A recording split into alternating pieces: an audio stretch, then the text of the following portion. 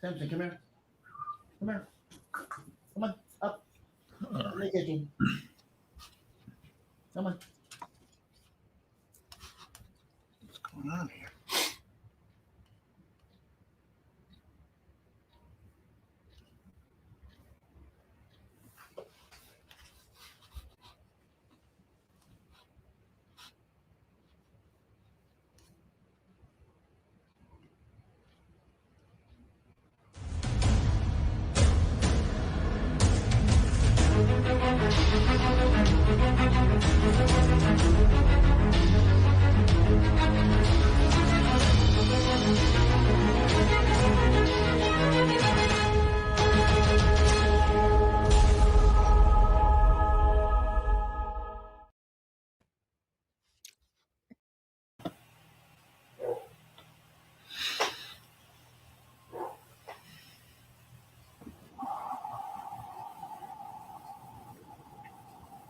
And welcome to another edition of the Double A Team. I'm Ken Fang along with Stephen Nagishi.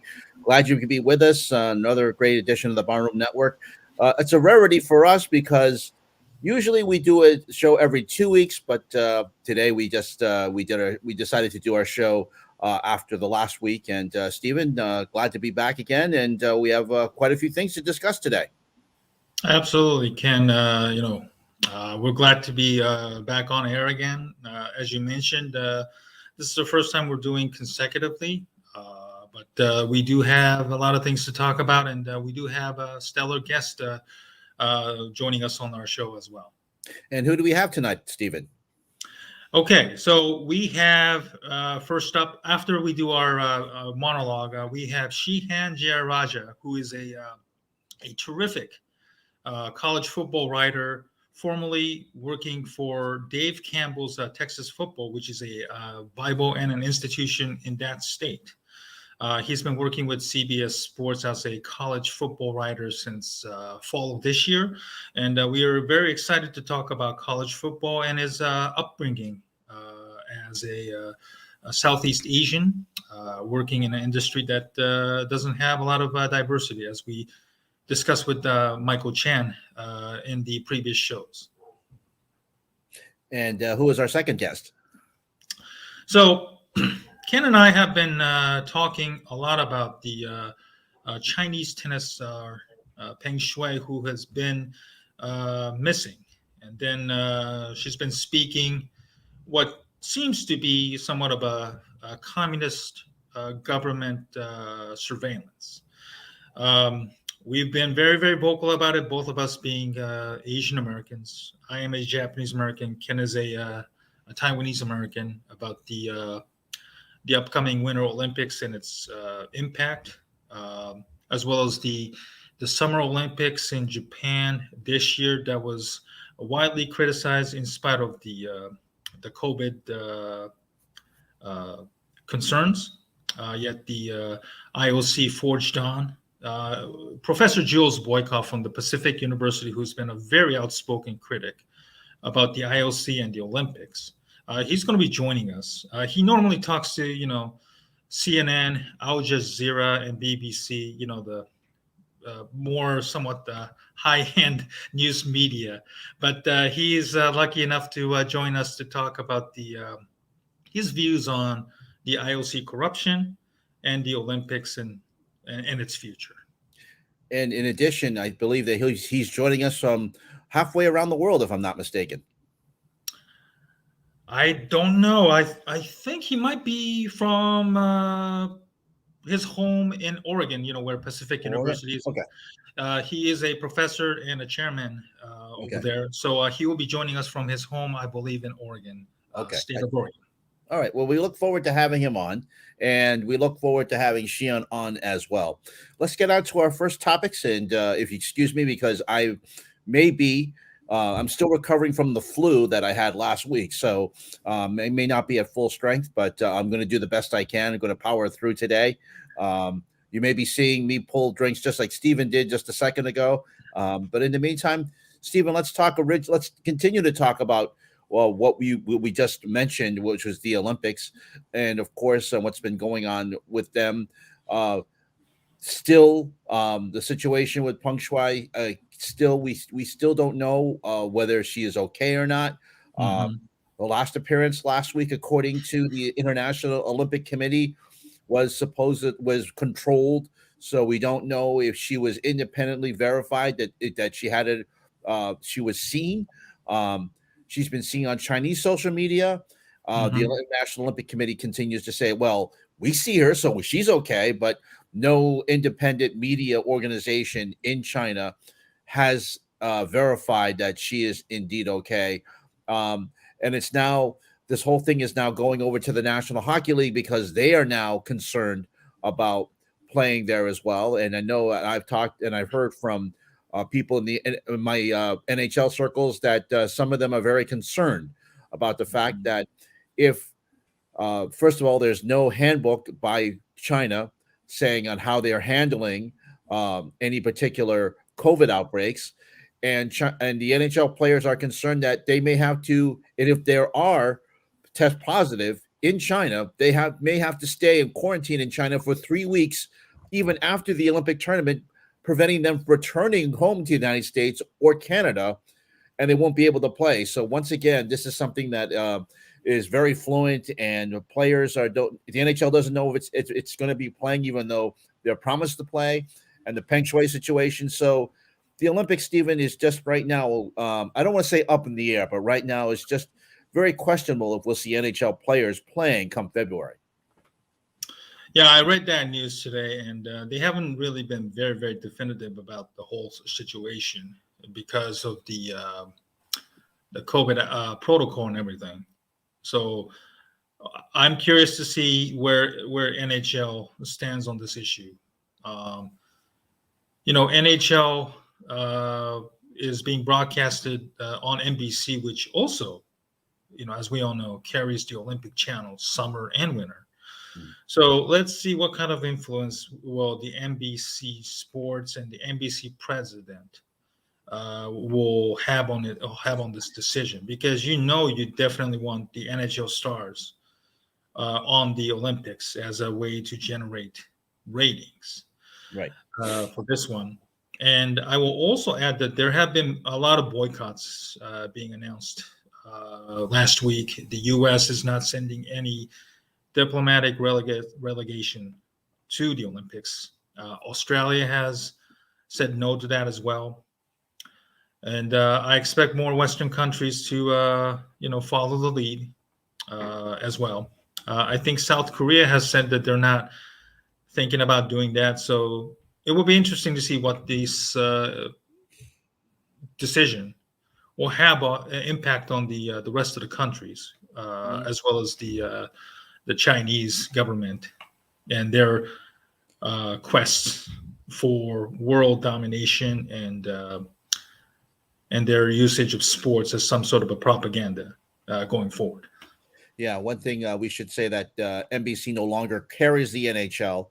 They stopped Oh, carrying it that's right. last season. My apologies. My That's apologies. okay. ESPN and TNT now carrying it, but NBC will be carrying the hockey portion of the Olympics. And I know that they were looking forward to having the NHL players there, but we'll see what happens, because I know already there have been a couple of NHL players who already said they were not going.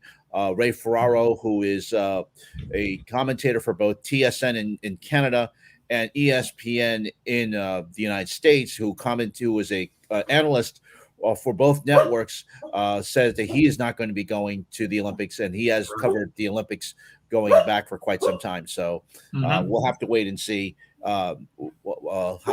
if more NHL players and commentators announce that they are not going to be going to China. It's going to be very interesting, and we'll discuss this more with the professor when he comes on with us coming up shortly. Apologies for my dog Samson, who's decided that he wants to know about the Olympic situation as well. But it's been dominating though for our first segments for the past three shows, Stephen. How and just goes to show how the fact that the Olympics, which has been in Asia since going back to 2018 when it was in Pyeongchang, in South Korea for the 2018 Olympics. This will be their third consecutive Olympics there in China after being in Japan, of course, this year. Hmm. Um, it just goes to show that I don't want to that China is trying to make this all about itself. Trying to make it a statement, as you mentioned, to do propaganda and trying to make it look good. However, the fact is that outside situation. There's as much as China tries to control things, there's always going to be some outside situation like COVID that's always going to be hanging over the head of the Olympics. We had Zika in 2016. Yeah. Uh, we have COVID in 2020 and 2021, and we're going to still have COVID in 2022, and plus the Peng Shuai situation, plus anything else that may pop up. Yeah, absolutely. With the Olympics have been so heavily slanted toward the Asian countries. Obviously, IOC has its motives. There's no question about that. They want the Chinese money, the Asian money.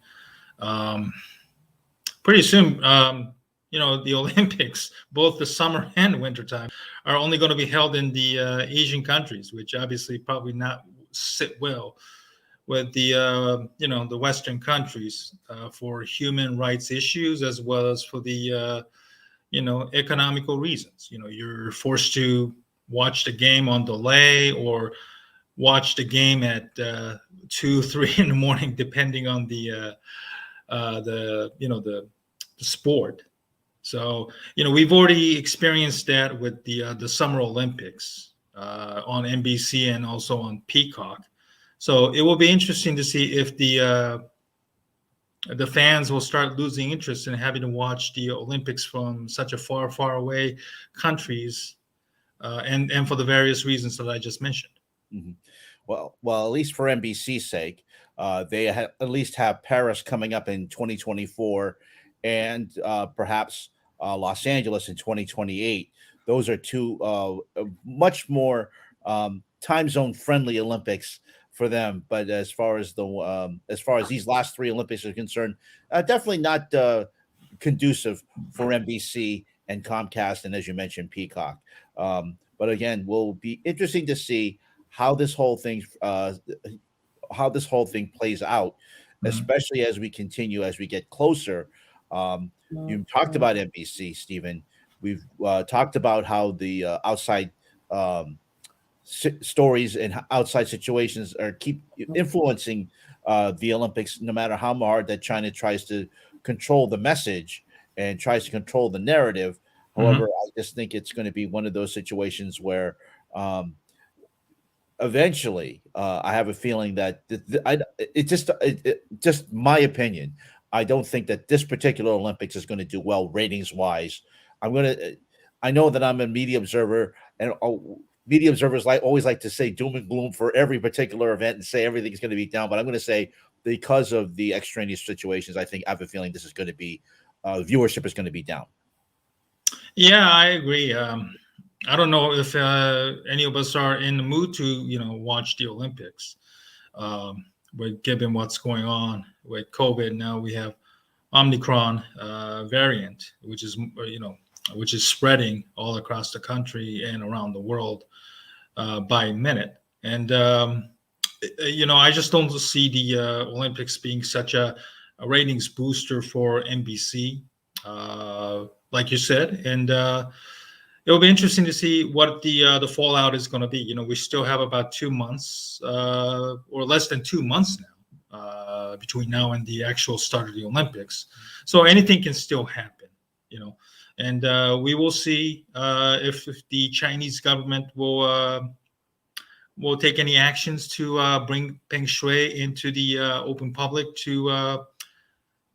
for to show the world that they are doing something about it. But we all know that everything that they do in these cases, it does have some sort of a hint of propaganda for whatever that they say and do. Also, too, the college football. We talked a lot about that in our last show, Stephen. Hmm. College football is the at least uh, the major part of it is over. We now know who's in the college football playoff. We all know that who is the Heisman Trophy winner. We talked about this last week with Mike Chen. Now we have the bowl season upcoming, and we're going to be Sure. discussing that with Sheehan coming up shortly when he joins us. Some of your reactions to the college football playoff and how they were ranked.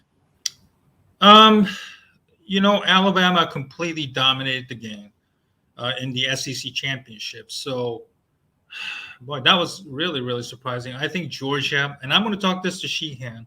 I've lived in Georgia. We all know that that state, Georgia dominates, and that they're very, very talented. They build the program slowly, and they've done very, very well under Kirby Smart, who is a Nick Saban disciple. And the quarterback play obviously really, really hurt the Georgia, in my opinion. So they tumbled from 1 to 3, which I was somewhat surprising. I thought maybe 2, but obviously the way Alabama dominated had a significant impact on the voters and the committee.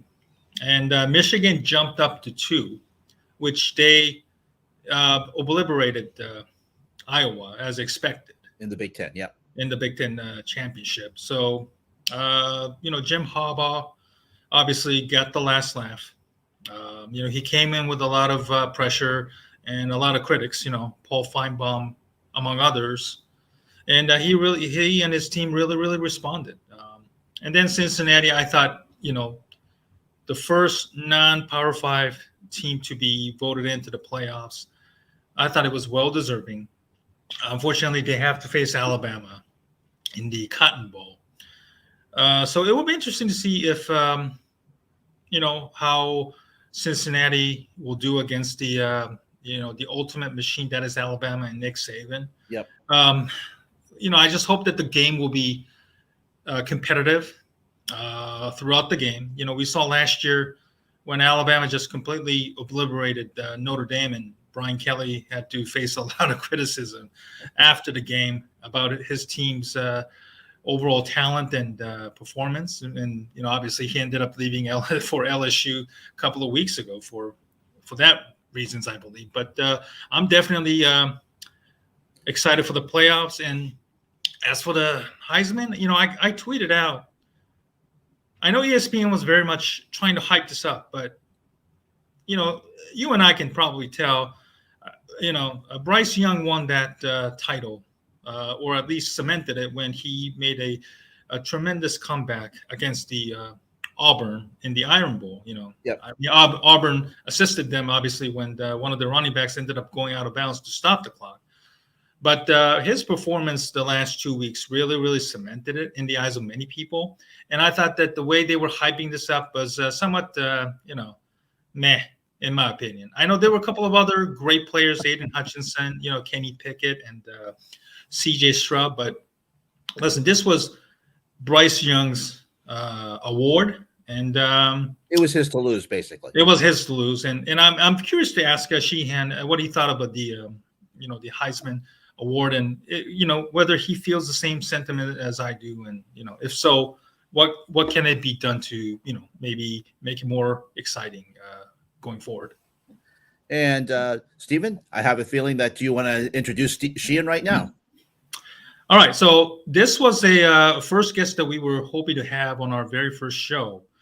Because of the technical and the scheduling glitch, it didn't happen. And obviously, during the regular season, he was very, very busy covering the college football for CBS Sports.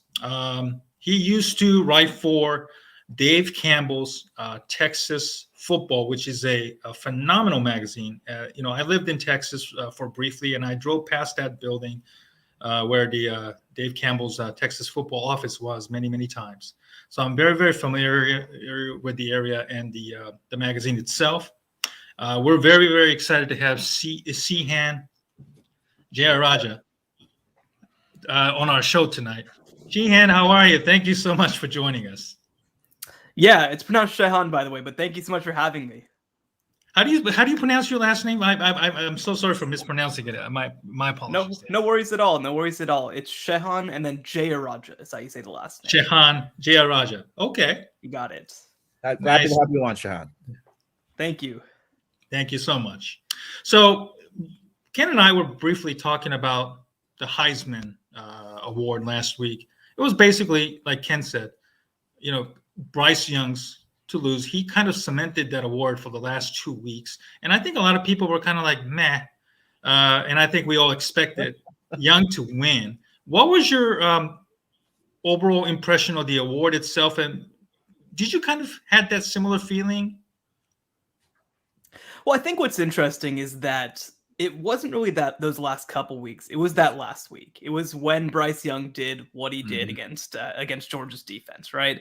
And from that perspective, I think that's a great thing, right? Bryce Young went out and won the award. He kind of had his moment and took it and won it. And so I think that that's what you're looking for it to do. Now, I think the bigger thing, and this is, I think, an existential question we're facing in college football right now, is that Alabama is so dominant that I think that you question whether it's bad for this sport, right? I mean, certainly this is a conversation we've had with UConn basketball, women's basketball back in the day. I'm sure we had it back in the 70s with UCLA basketball and with the Boston Celtics and whatever else.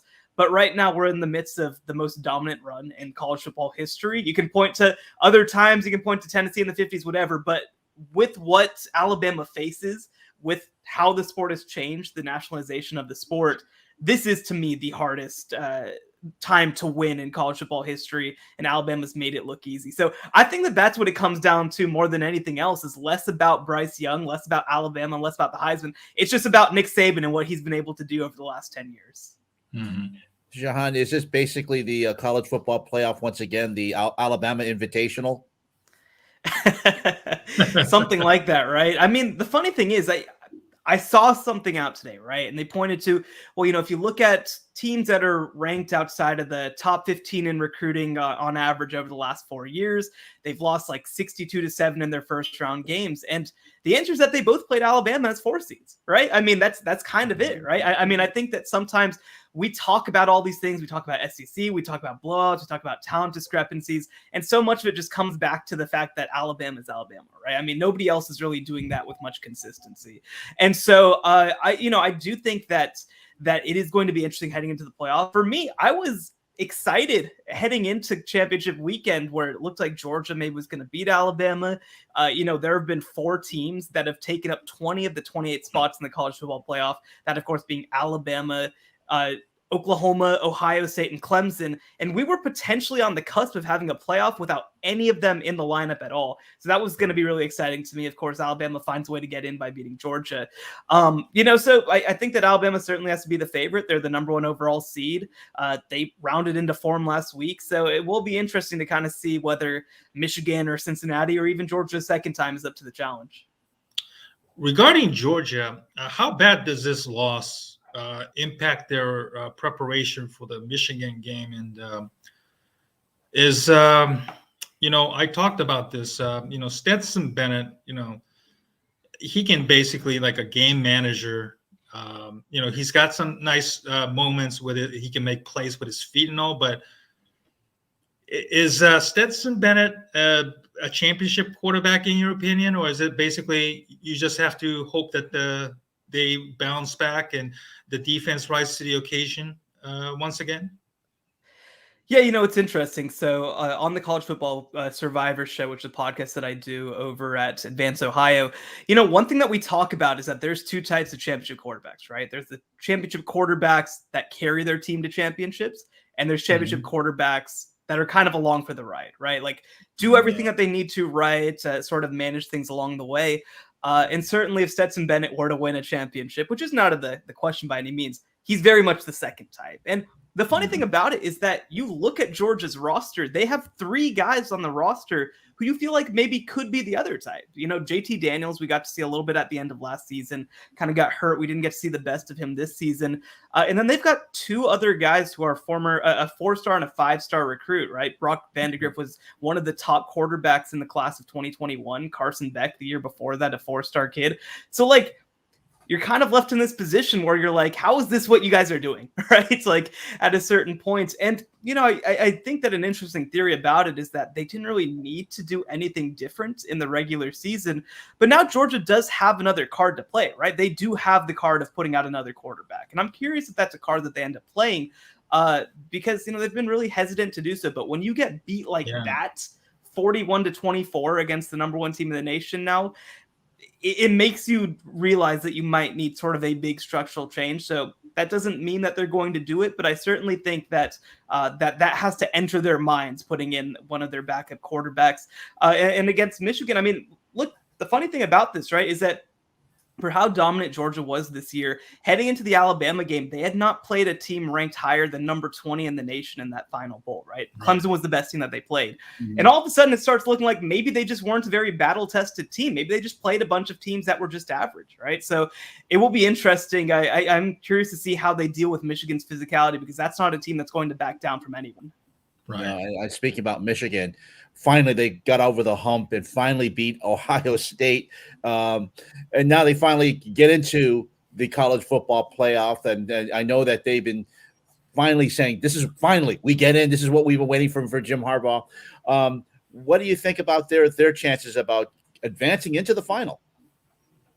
Yeah, I think that's a great question. You know, the funny thing is, we hear so much about these sort of power run based offenses, right? And we always kind of assume that they look like the same thing. And Georgia's kind of an example of that, right? They're just trying to mash you. They're trying to man you up and get into you. I think that Michigan this year, one of the biggest compliments I can give them is that they've really rethought that in a lot of ways.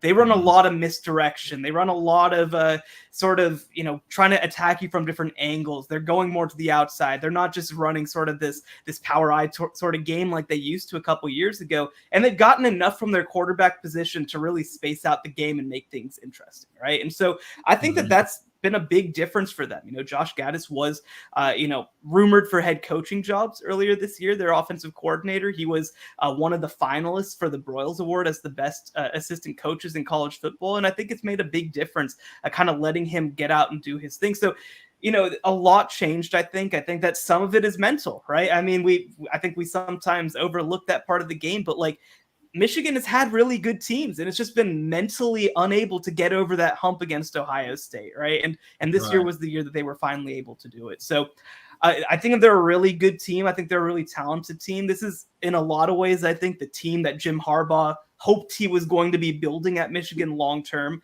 And I think it's good for football too, because last year Michigan easily could have fired Jim Harbaugh, right? I mean, they go 2-4. They have a really tough season. I think the fact that their patience has paid off, hopefully that's something that other teams learn from, because I don't think it's good for anybody, players, coaches, fans, anybody, when coaches are being fired after 2 and 3 years. Sure. About Cincinnati, Luke Fickell has done a real good job building that program. Obviously, he took over when Jim Tressel got fired after all the NCAA investigation, and he only got 1 year out of it, and he got fired as well. Is he building something in the long run, or is he basically another coach that will probably be poached perhaps by OSU or anywhere else in a year or two? Well, what's interesting is that you've always heard that there are 2 jobs that Luke Fickell would look at leaving Cincinnati for. And one of those jobs is Notre Dame, which just opened and hired somebody else, actually his former defensive coordinator, Marcus Freeman. And the other job, of course, is Ohio State. So look, if Ohio State opens, all bets are off, right? I mean, Notre Dame just lost their coach because LSU opened. It's just that kind of job, right? So, but I think that if it's not one of those 2 jobs, maybe there are other premier jobs that could come open and entice him.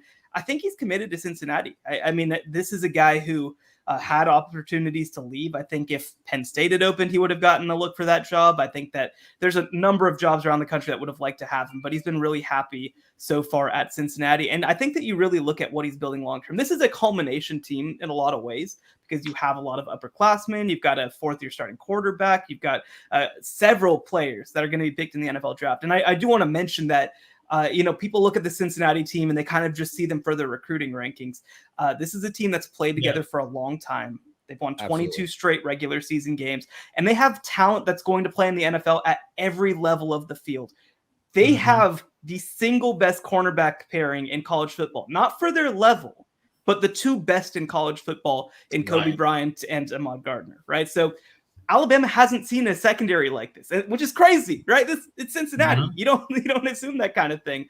But I think it's going to be a real challenge. I'm really curious how Ahmad Gardner really matches up with Jamison Williams, Alabama's top receiver. And so it's going to be different, right? I mean, they're not going to have as many guys as Georgia to kind of bash into Alabama's offensive line, but they do have guys who are going to be playing on Sundays. Myjai Sanders is a guy on the defensive line who's going to be playing on Sundays. Jerome Ford at running back, he's going to be playing on Sundays. Desmond Ritter's going to be drafted. They've got receivers who are going to be drafted. So, this is not a team that's going to back down when faced with talent. So, I think that Luke Fickell's done a tremendous job. I think you look around college football right now, it seems like that's kind of the way that these sort of mid-tier teams are going, is they're trying to find some stars at each level and just fill the rest of the gaps with really solid players. You can't match up with Georgia having, 25 stars, right? Nobody else can do that.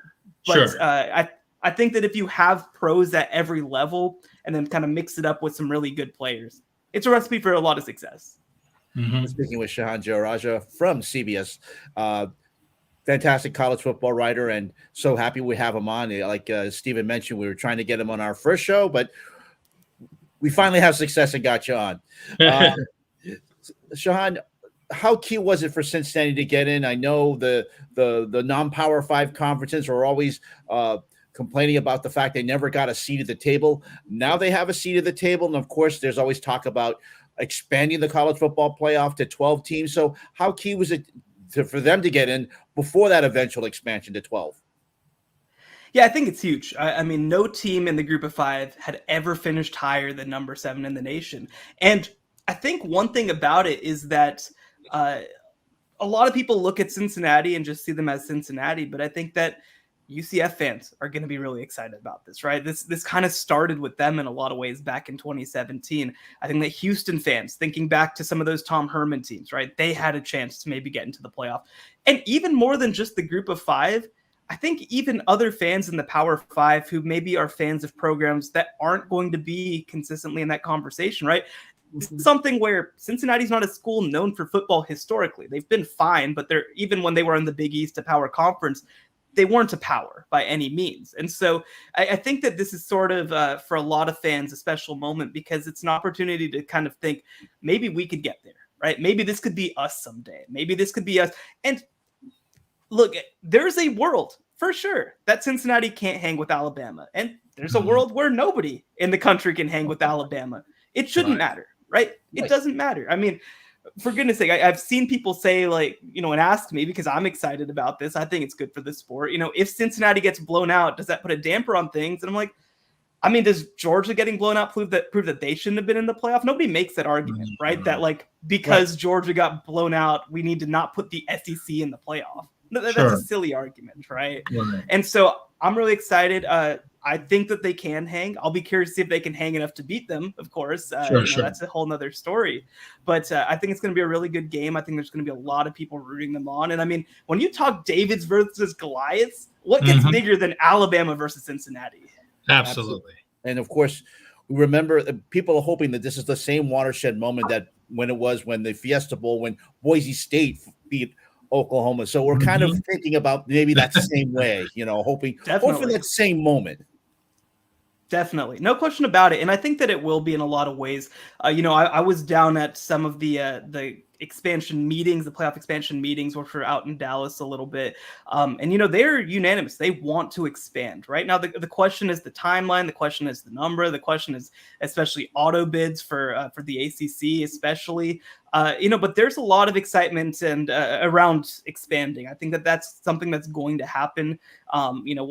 I think we all hope that it comes by 2024. It might be 2025. It might be 2026. We don't know at this point, but it is something that's coming down the road. And I think especially, in a year like this, where you do have 3 teams that have not won titles this millennium to have a chance to win a national title, I think it's going to create a lot of excitement because for Michigan being this giant brand, they haven't won since 97. Georgia hasn't won since 1980. Cincinnati's never won, so I think there's going to be a lot of excitement just to see different brands kind of get in on that stage. And as long as the games are good, I think people will be excited. Absolutely. Shahan, I wanted to ask you about all the coaching changes in the college football. which school made the right hire, and which school made the, if there is such a thing at this point, like a curious or head scratching hire, in your opinion, so far? Yeah, well, how much time do you have? But I think that We got a lot of time, man. I think that the obvious no-brainer one, right, is Lincoln Riley going to USC. I mean, that does not happen, right? That just No. that sort of thing never happens. I mean, the last time an Oklahoma coach left for any other job was the 1970s. And that was for the NFL. The last time that an Oklahoma coach left for another college job was 1946. That's how long we're talking, right? Yeah. And at Oklahoma, right? I mean, this is not a coach who was on the cusp of being fired. This is somebody that they'd hope would be their coach for the next 30 years, right? Young coach that's going to be there for a while. Yeah, absolutely. Not even 40 yet. And so, Yeah. he's now going out to the West Coast. He's going to USC. And the thing is, right, with USC, we hear so much, and I mean, well, with Miami too, I'll kind of put in a similar boat, not as much of so, but you hear so much, right, that when things are rolling, when people are excited, it's just different, right? I mean, that it's just one of those places. We saw it in the 2000s. And so just Lincoln Riley showing up and saying, USC, I believe that you're a major program, I think that's just going to be huge for the future of the program. Because when you are a coach who, I mean, you can almost think like a recruit, right? I mean, he had the choice between going to LSU, between staying at Oklahoma, and between going to USC, along with really any other job that could have potentially come open, right? He could have had any of them. And he chose USC. So when you go into a kid's living room and say, I had every option in the world and I chose USC, I think that means something. And the other thing too is that USC is a school that's really, really known for quarterbacks, right? More than anything else, Lincoln Riley's the quarterback guy. And so you already see the number 2 overall player in the class of 2023, Malachi Nelson, a kid from Los Angeles, is staying home, right? He's going to go to USC. He was previously committed to Oklahoma. That's going to keep happening. We talk about heading into this year, the 3 biggest names at quarterback in the country are DJ Uiagalelei, the quarterback at Clemson, Bryce Young, the quarterback at Alabama, and CJ Stroud, the quarterback at Ohio State. All 3 of those guys are from Southern California, and none of them went to USC. That's not going to happen anymore with Lincoln Riley coming to town. Okay, so in thinking of ones that are maybe more interesting. So I think that there's a bunch. It's hard to single one out. How about top 2? I think that I think that, I mean, obviously I understand the logic of the hire, but Brian Kelly at LSU is going to be a very strange cultural fit at first. I know. Right? I mean, this is something that he's one of the great coaches in college football, right? I mean, he's a top 5 coach in college football. I don't want to lose track of that. But you're kind of starting something brand new. This is an area that he's never recruited before. And, one thing that I talked about a lot, I'm a Baylor grad. I had a lot of people asking me questions about Dave Aranda and LSU, right? And one of the reasons that I thought that Dave Aranda wouldn't be particularly interested in LSU is because in the SEC, it's such a hardcore recruiting culture. You know what I mean? That's the forefront of it all. And coaching football is almost second in a lot of ways. Well, all of a sudden, Brian Kelly now, he's going to do a great job, I think, coaching on the field, but it's going to be interesting to see how does he acclimate? Can he go in and close these deals like Ed Orgeron did, like Les Miles did, like Nick Saban did? It's going to be tough. I mean, it's just a completely different challenge in a lot of ways than what they're used to. And so I think that it's going to be one that maybe needs a little more time than some of these others. I think that Brian Kelly's a really good coach, but it felt so much also that they just needed a splash, right? Like they just wanted to go and get a splash, and they were willing to do whatever it took to go and get a splash. And it didn't matter the fit, it didn't matter whatever else. They just needed somebody with a name, and they overlooked some really good candidates like Billy Napier, maybe like Dave Aranda as a result. I think that they're going to be fine. I think it's going to work out for them, but it's definitely a very weird fit to start out with. It's going to be definitely culture shock for Brian Kelly, even though he tried to put a fake Southern accent on it. But it's definitely going to be some culture shock for him, a Midwestern guy, a guy who has been in the Midwest from Boston, going down to the South. It's going to be a definite culture change. Absolutely. One more college coach question. We had Michael Chen, who covers the Fighting Irish Wire on the USA Today network. He was raving about Marcus Freeman's hire, and he actually predicted that if Brian Kelly was to leave, that was his job. So there's a question at the bottom by Laz. Can he elevate the Notre Dame to another level, like Alabama's or Georgia's?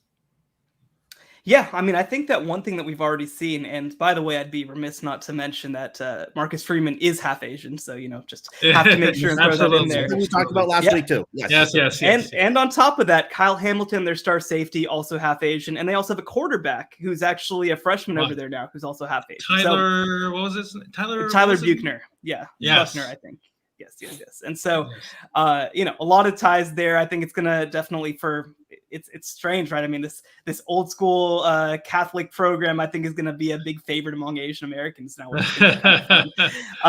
But it's funny. From the moment that he was at Cincinnati, right? It always felt like if Luke Fickell left, this is his job. No questions asked, this is his job.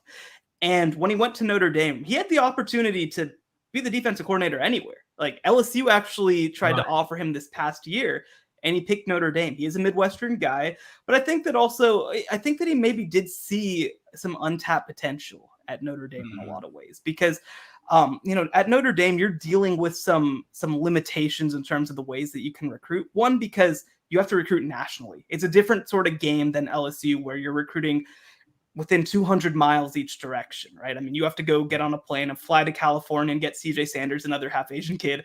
You have to go to the other coast, and that's just part of the game, right? And so it's difficult to recruit. And the other thing too is that Notre Dame has some academic restrictions versus some other schools. They take it very seriously. It's like recruiting at Stanford or something like that. So sure, I think in a lot of ways, Marcus Freeman saw that as an opportunity. And right now in the class of 2022, this upcoming class that starts signing tomorrow, I mean, they're a top 10 class, and you look at their next class, it's even better. It's like potentially a top 5 higher class, right? I mean, it's a really, really good recruiting class. But and I think that sometimes black coaches get pigeonholed as recruiters. You look at what they did defensively. He runs a very interesting kind of 3-3-5 system. He's really ahead of the curve in a lot of ways when it comes to schematics as well. So I think that he's a great fit. You've seen from all the videos and stuff that they've put out, the players love him, but he's very serious, right? That there's sort of this perception that maybe he's just this fun-loving players coach. He's the son of a veteran, right? I mean, he is a very structured person, and I think that he really does a great job of tying together, showing that care to players and being on players' side with also that sort of discipline that you really need to be a great college football program, especially at a place like Notre Dame. So it says a lot to me that he won people over in a year at Notre Dame to the point where they were like, we're going to keep you around and be the head coach. But I think that everything that we've seen from him, not just at Notre Dame, but also at Cincinnati, says this is a rising star in the business. Shahan, let's talk a little bit about your background. Of course, this is the AA team. It's about Asians and Asian in sports. Let's talk about your background. What interested you in college football, and what interested to get you into sports journalism? Yeah, that's a great question. So growing up, I was not a college football guy. I watched the national championship team at Texas. That was like the big college football moment in this state, of course, when Vince Young runs into the end zone. Absolutely. But college football was always sort of a secondary sport to me. Growing up, I loved the NBA. That was my big sport. But when I went to college, I went to Baylor University, and I came at a great time. Robert Griffin III had just won the Heisman. They went on, did really well, obviously won a couple of Big 12 championships. So I just fell in love with it, right? And for me, with college football, I love the game, but I love the culture of it too, because I think that it's the most hyper local sport that there is in a lot of ways, because I mean, you meet people. I mean, I try to explain this to people, right? I could go on for hours about this, right? I mean, when you meet somebody who's a fan of the University of Arkansas, right? I mean, you you learn about that place. You don't just learn about the school. You don't just learn about the graduates. You learn about Fayetteville. You learn about, Northwest Arkansas. Same all the way around, right? I mean, I think that you just learn so much about people through college football, and that's what I've always really gravitated towards. And then I think the other thing too is that it's just so much fun, right? I mean, that's just at the end of the day. I mean, it's 18 to 22-year-olds. You never know what's going to happen. I mean, I think that it's one of the most fun sports out there to watch and to cover. And I think, so I fell in love with it. And so for me, I joined the school newspaper in college, really started to do well there, started to figure out maybe I had a future in this. Kind of worked my way up. I worked for Cox Media Group covering the SEC and Big 12 out of college. Moved over to Dave Campbell's Texas Football, which if you see on my mantle back there, I've got some of my cover stories over at Dave Campbell's Texas Football. And for people who don't know, Dave Campbell just passed actually yesterday, the 96-year-old founder of the magazine. Amazing that he was able to live 96 years. So, and a great brand too. He established his own brand. Absolutely. I mean, God can only bless us with the opportunity to have a name that lives on like that after we're gone. And so worked there for 3 years, and then I joined CBS Sports this year as a national college football writer. It's been a wild ride, obviously going from covering some of the hyper local of Texas to now the hyper local of the whole country, right? And so it's been a lot of fun. I've loved every minute of it. And the fact that you went to CBS and going from Dave Brown's the great guy that he is, and the great stories that you write over there, to go into national, what has that meant to you? Yeah, it's been really cool. I mean, the funny thing is, right? I mean, there's not a ton of us in this industry, right? There's not a ton of Asian Americans, especially in college football. But it's been great because the number of us that there are have really connected in a lot of ways. And I remember when I joined Dave Campbell's, I got so many messages from especially South Asian Americans, right? Being like, there's going to be this guy, named Shahan Jayaraja, who has his name in the magazine, right? On all these bylines across the magazine. I wrote like 35,000 words every year for the magazine. And so, and now I get so many messages like that from people all over the country, right? I mean, admittedly, right, all the other writers when I started working there are white men, and I'm this, South Asian guy with this funny sounding name, and it's just so cool for me to have that opportunity to be able to kind of be there and kind of represent in a lot of ways, and and I think for me, it's always been so important for people to know that college football's for them too, right? It's not just for who you think college football's for, right? I think that there's this perception that it's a very rural sport even, or it's a very white sport, or it's a very whatever, Southern sport even. And I think that to let people know that college football's for them, there's no need to gatekeep. There's no need to keep anybody out. We just want to bring people in. I think that I try to do that with my work as well in a lot of ways, trying to connect people and try to keep people's stories at the forefront. But even, I mean, the funny thing, of course, about being a minority is that just existing in a lot of ways is activism, right? Just being, having my face, having my name, and doing my job is almost activism in a way. So I embrace every part of that. And it's been really cool to watch it come together. You wrote a very powerful kind of like an op-ed just before the college football season, 20-year anniversary of 9/11. That's one reason why I wanted to reach out to you as a first guest, because of what Ken and I want to do: promote ourselves, improve our standings within the sports and entertainment world. Can you kind of delve into what made you write that, and what was the response from other people? Yeah, it's funny. Over the past, I guess ever since I've gotten a platform, I've always wanted to be authentic to myself, right? Because I know that for a lot of people, I mean, just going back to my time at Baylor, I mean, it's a major school. It's a really good school. A lot of people from Dallas and Houston and wherever else come there. But even from those places, you'd be shocked, or maybe you wouldn't, how many people say that they've never met a South Asian person before, right? And so I know that people reading my work, a lot of them might not know somebody like me. So I decided very early on that I never wanted to lose track of that, I don't want people to read my work and not kind of have to know who I am, right? I mean, I think that that's important to me. And so, when the 20-year anniversary of 9/11 happens, I mean, I think that as a South Asian American and as an Asian American in general, I mean, that's what played such a big role in shaping my childhood, right? I'm 27 years old. I was 7 years old when 9/11 happened, right? And so for me, I mean, I go from a place of nobody knowing what I am to all of a sudden people assuming that I'm something that I'm not, right? In a lot of ways. And so, it just played such a big role in the way that I see myself, feeling in so many ways growing up as an outsider. It's shaped how people interacted with me, especially earlier on in my life. I think that it made me at times skeptical or wary of people because you don't know how people see you, right?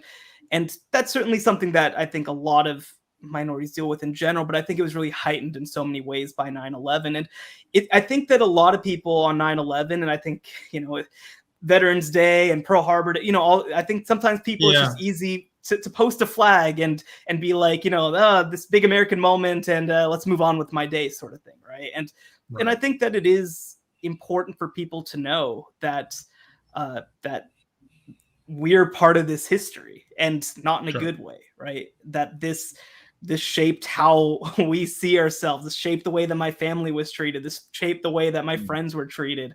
And I just felt like it was important. And I knew that people wouldn't all be happy to hear it, especially on such a kind of sacred day in America, but because it's sacred and because, I mean, I'll say, like, I'm a proud American. I want to, I've always loved this country, but I think that part of loving this country is standing up and saying, I have a problem and it's not okay the way that the country's treating me too. And so I felt like that was an opportunity to do that. And the response was so positive. I heard from people who said they never even thought about it that way, which was my hope, right? I mean, so many people just don't know, they don't know that they don't know. And so if I can be at least that bridge to helping people hear about it, at least, I think that if it changes one person's perception, if it helps some person understand, it's worth it. And what's great about that, Shahan, is that, as you mentioned, we can all not agree, which is the great thing about this country. We can be united on one part, but we can also say, hey, look, you and I can disagree, and we can disagree respectfully. I know it's been the country has fallen apart in quite a few other ways, but we can at least in some ways say, hey, look, this is why I love the country. This is why I'm calling it out, and this is why I need to say this. And that I think that's what was behind your article. Yeah, and I one thing that's really influenced me is the comedian Hassan Minhaj has this great show, Homecoming King, right? I mean, and he talks a lot about this, and that was really something that I think that big picture inspired me to think about myself and my place in the world.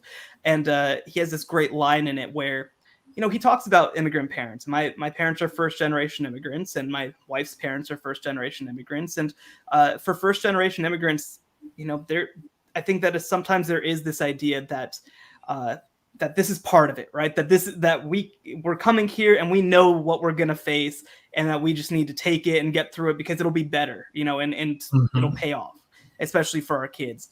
And now, me being somebody who grew up here, being second generation, the line that Hassan Minhaj says is that I have the audacity of equality, right? And that's what this is in so many ways to me, right? Is that it is my duty in a lot of ways to stand up and say, that's not okay. Because I have that privilege as a second generation person whose parents sacrificed so much to make a life for us here. So I think that I'd be wasting the opportunity that was given to me in a lot of ways to try and gloss over it.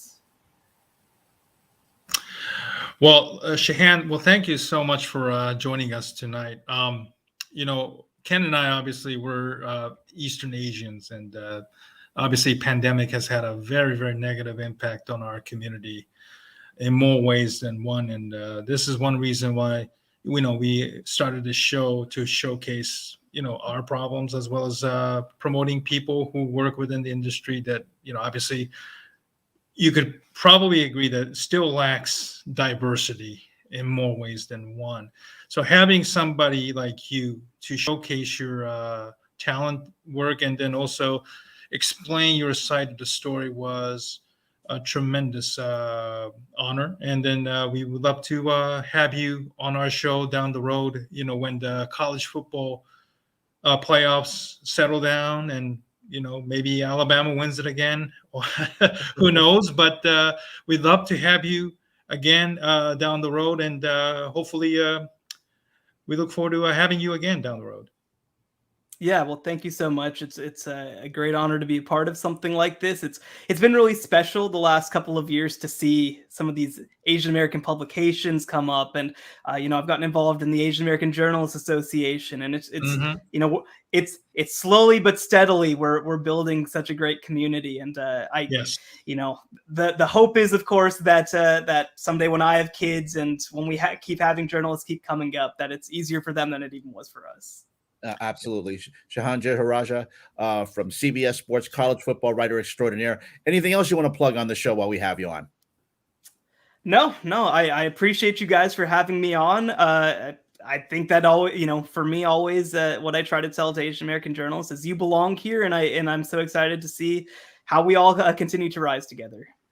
Much appreciated, Sean. I couldn't think of any way better to end this first segment. Thank you so much, and we'll talk to you soon. And the AA team will continue right after this. Thank you, Shehan.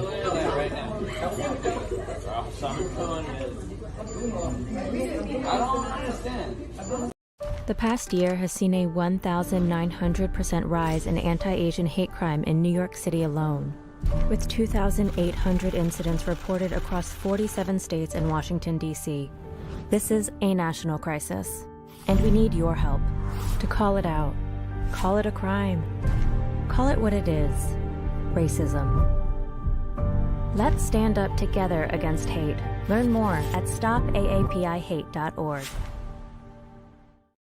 Really understanding the difference between empowerment and agency versus objectification. And the difference is always who has the power. If I choose that I feel my best and I look my best and I'm the most confident in a certain outfit, then I am empowering myself to make that choice and to tell you that I'll show you who I am and let you know who I am. You can't make those decisions based off what I'm wearing. But if it's objectification because the producers or directors or whoever runs a show is saying you have to wear a dress every show and high heels have to be this high, and you have to dye your hair blonde, it's a very different thing, right? So right. I do think we have to remember that, because a lot of people will look at women who are stepping into their own sexuality and accuse them of not being also allowed to talk about harassment and other things. They're very different things. It's about choice and power.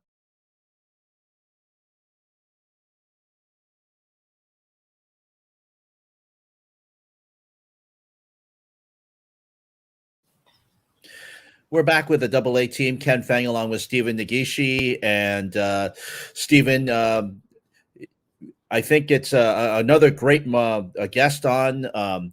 We had, if you just missed it, if you're just coming back from break with us, and Stephen needs you to unmute, just want to say thank you to Shehan Jeharaja of CBS Sports, great college football writer, great stuff, and really, to be honest, just to hear his background and hear that coming from a different perspective, it's very refreshing, Stephen. Absolutely. We had Michael Chan on our show 3 times. He covers the Notre Dame Fighting Irish, and Shehan, obviously he's a Southeast Asian of Indian descent. So it's nice to see diversity in sports that. We've talked about college football, NFL, football in general. You don't see too many, Asians playing or coaching. So, for them at least to be part of it, being a reporter, writer, I think it's important to have their perspective. And, Shehan's obviously moved on to greater things working for CBS. And, CBS obviously is a huge name in the college football broadcasting, with the SEC package. And hopefully, Shehan will eventually be on television as an insider, going forward, and we get to enjoy his work going forward.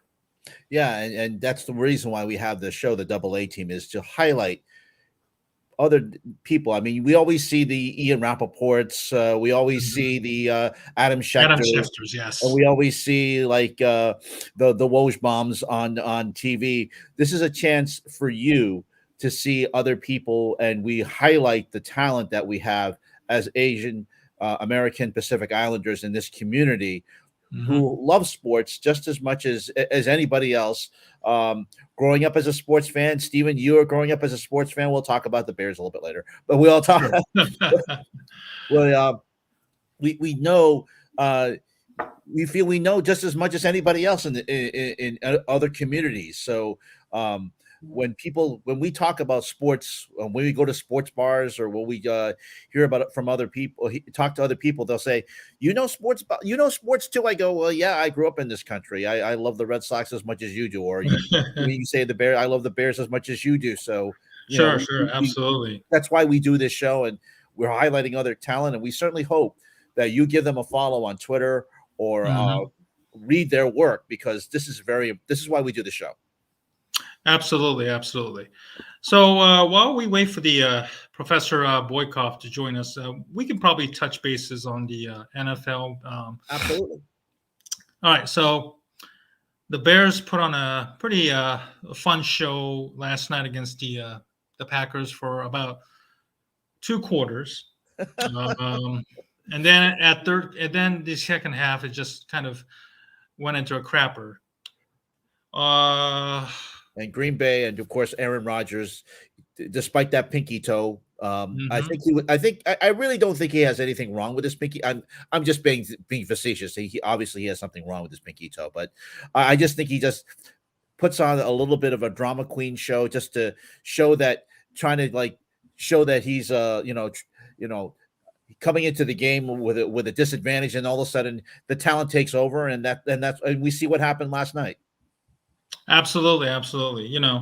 It's 4 quarters of a game, and the Bears forgot that it was a game of 2 halves, and Matt Nagy, he was quoted, he's having so much fun. And listen, I'm not going to berate him for saying that. Listen, he's had a really, really rough time, and we all know his fate. And I don't have to beat the subject to death about how he should be fired or something like that. Well, I think that's inevitably right now.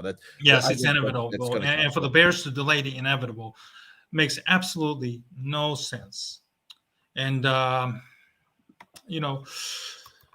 what we saw yesterday was another nail to the coffin, and the recent history of Aaron Rodgers owning us.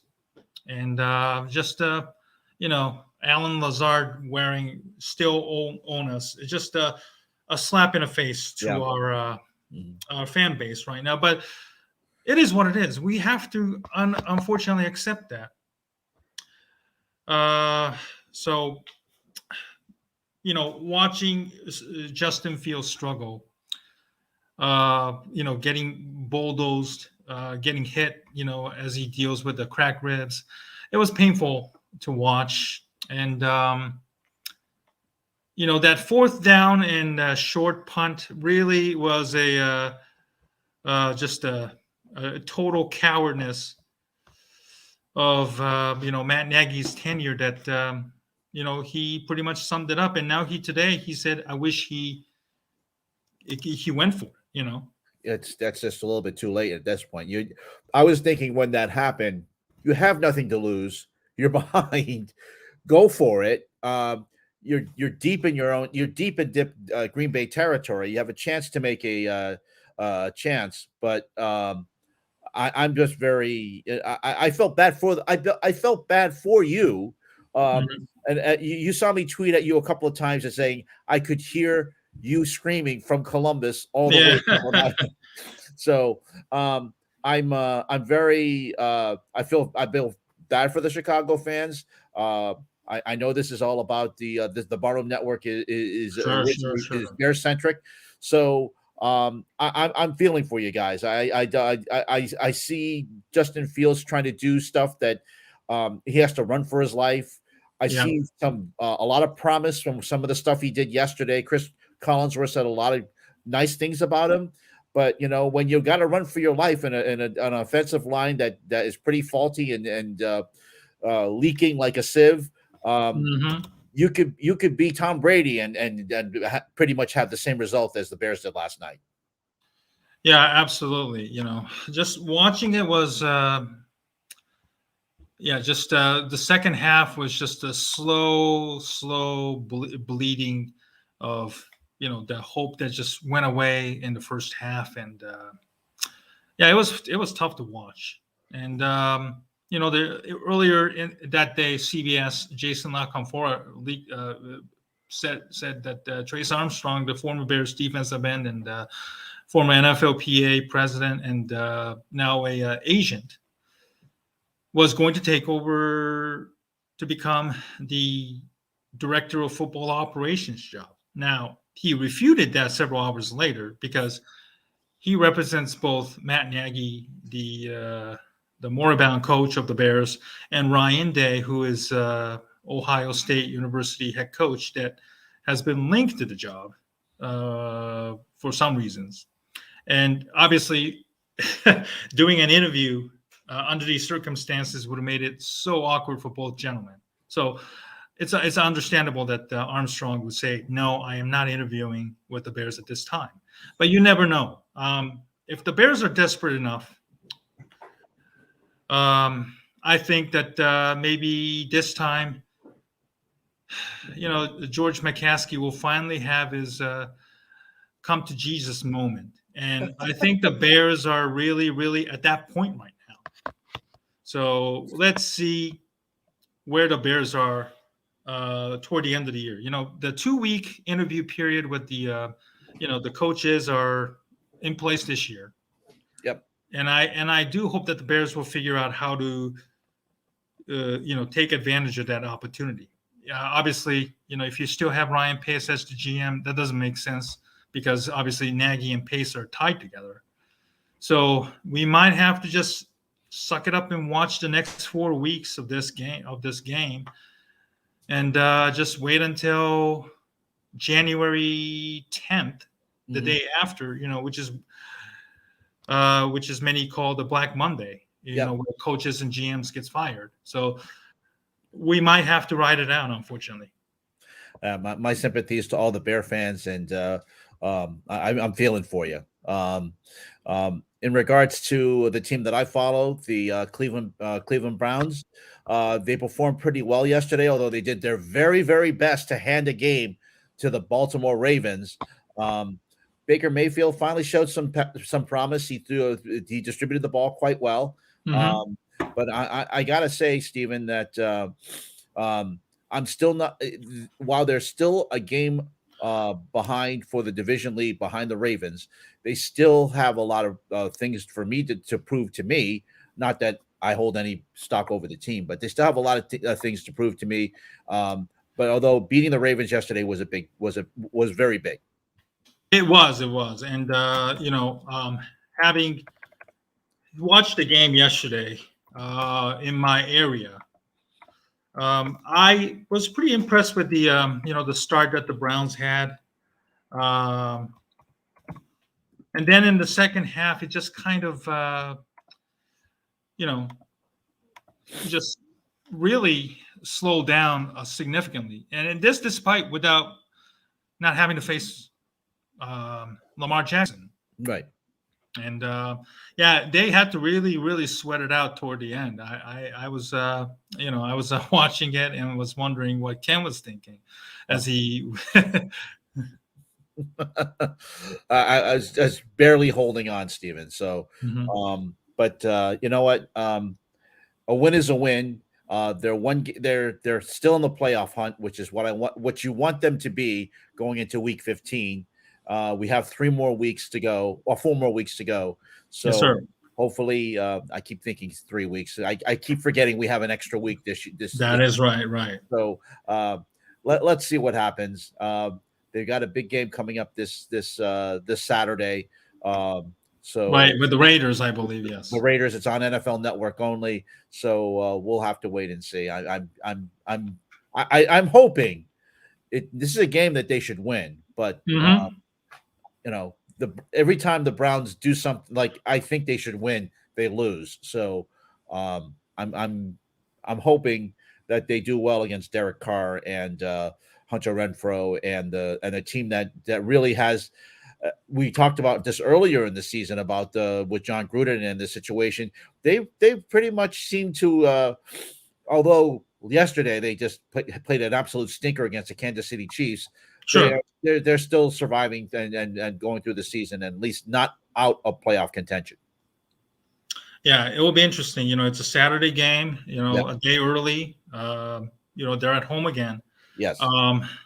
They need to win this game to further solidify themselves in the not just the playoff race, but the divisional race, because this division, I think, is still very much up for grabs, in my opinion. Mm-hmm. Absolutely. And of course, if there's one person who we know is good, if you give him any chance to win a game, Tom Brady is going to win a game. Right. I mean, I have a feeling I think the Buffalo Bills are going to still rue the fact that they had a game they could have won against the New England Patriots, and then they played their old rival Tom Brady, had a chance on 4th and 2 to score a touchdown late in the game, or at least get a first down. But then Sean McDermott decides to inexplicably to go for a tying field goal, and then go to take his chances in overtime. When if you don't score, Tom Brady is just going to drive the field and score on you. Right. And we'll get back to this in a little bit, but Buffalo is in serious problems right now. They're at 7-6, and they're really, really sweating it right now. But we'll get back to the NFL in just a moment. But joining us now is Professor Jules Boykov from the Pacific University. Professor, thank you so much. We apologize for the glitch and the missed information and links and everything. But we thank you for joining us on such short notice. How are you this evening?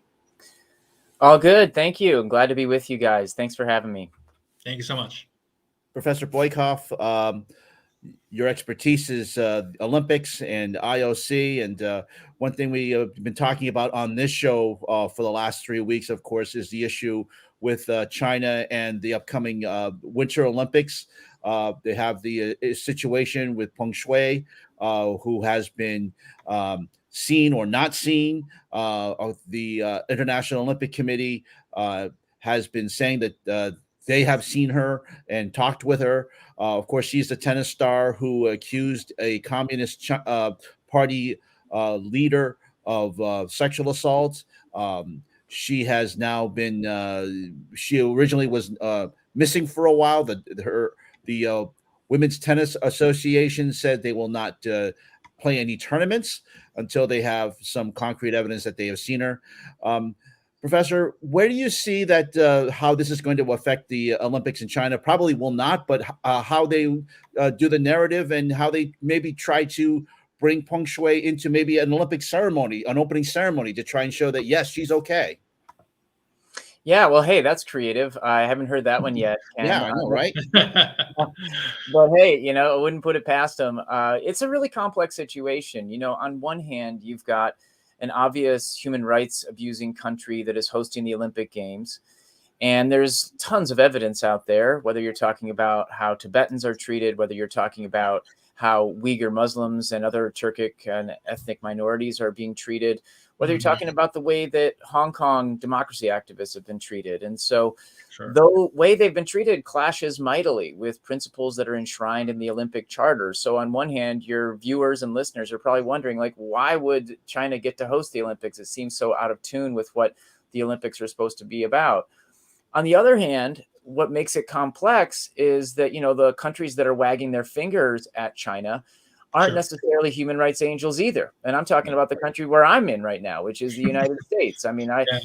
I live on the West Coast, where up and down the West Coast, we see a humanitarian crisis in plain sight known as homelessness. You know, I'm out there every week volunteering in Portland where I live, but there's no amount of volunteering that's going to take care of this. The structure needs to be changed, not to mention Guantanamo, not to mention the prison system that is racialized and horrific in the United States. We're number one, if you will, when it comes to prisons. So, we have our human rights problems too.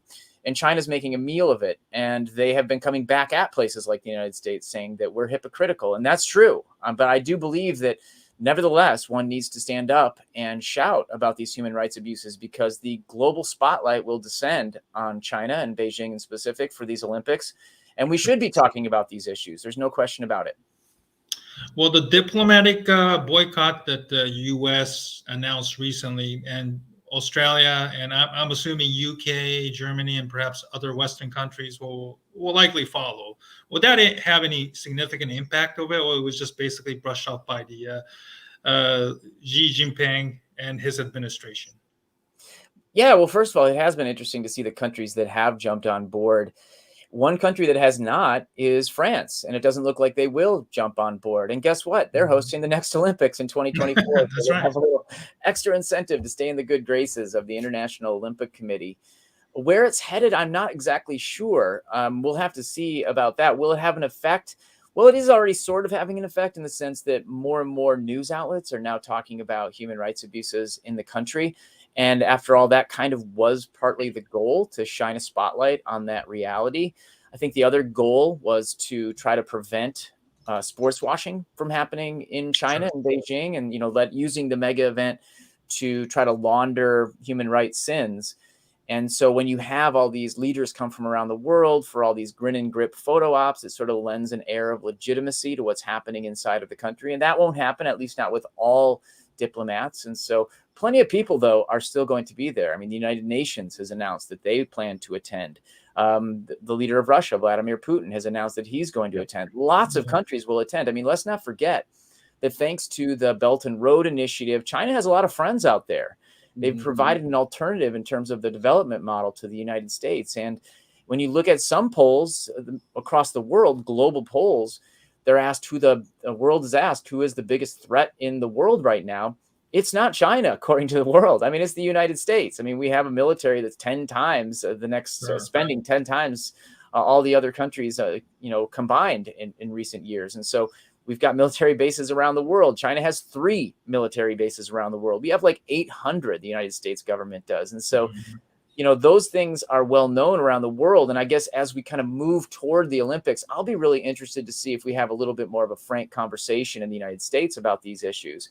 What I'm saying to you right now will probably very rarely eke its way into mainstream discussions of these topics, in part because, we have to operate under the condition of concision there. You have to be very concise, succinct, stick to the script, whereas we can spread out a little bit, guys, here and have a little deeper conversation. But those are the kind of things that I'm definitely going to be keeping an eye out for as we move closer to Beijing. One thing that you mentioned briefly also too was the treatment of the Uyghurs in China. It's something that that's been used and been mentioned by the Biden administration in regards to by they're not sending a delegation to China for the Olympics. But one thing that we've known about NBC over the years, Dr. Boykov, is that the fact that NBC will gloss over these issues, especially the last time they did the Olympics. They didn't really discuss human rights issues either when the Olympics were held in China in 2008. Do we expect any type of coverage of this during the Olympics when we watch, or do we going to see someone like Mary Carroll say, hey, look how wonderful the pandas are? Yeah, that's a great question, Ken, and it's a big one. I mean, just to step back before I try to address it, the context is that NBC is a massive donor, if you will, to the International Olympic Committee. Television broadcast money comprises 73% of the International Olympic Committee's revenues, 73%, with another 18% coming from their corporate sponsors, also known as their worldwide partners, Alibaba, Coca-Cola, etc. And so, the International Olympic Committee and NBC have a deal going through the early 2030s. And so they have a long-term interest in making sure that the Olympics does not transmogrify into a toxic property. And to do that, they probably will do quite a bit of what you're talking about, Ken, which is to put a happy face on the situation.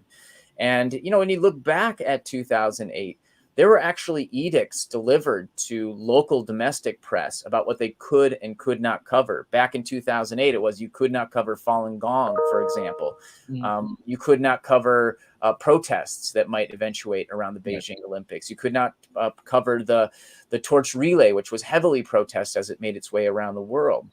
And so thinking ahead to the coverage of NBC, it actually will be really important. Will they just shimmy past human rights violations? Part of that depends on what happens on screen. Part of that depends on what these athletes do or don't do. And I think that in a way takes us back to your original question, which was about Peng Shuai, the tennis player. And, one thing that's really important about that situation is that the International Olympic Committee somehow, even though the World Tennis Association couldn't do it, got a 30-minute phone call with her.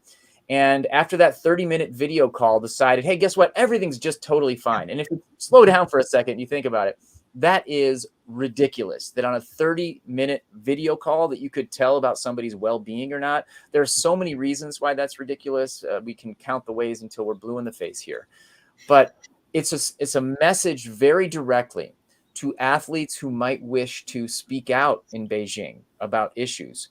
And the message is the International Olympic Committee does not have your back, and it's perfectly willing to run political interference for Beijing when push comes to shove. It obviously had the back of Beijing and China more generally over the interests of this tennis player.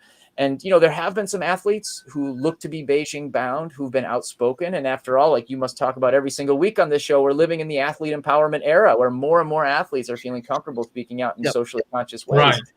And, Michaela Schifrin, who's Beijing bound, has been talking about how the International Olympic Committee has put them in a really tough spot, athletes. And so, hey, if somebody does speak out, the question is, will they get the protection from the International Olympic Committee that they surely deserve? That's, again, an open question and a scary question for athletes that are going to Beijing. Absolutely. Ken is a Taiwanese American and I'm a Japanese American. So this issue have a, somewhat of a strong meaning to both of us, considering, we saw the Tokyo Olympics this past summer, which you were highly critical of, and for reasons, obviously, with the COVID.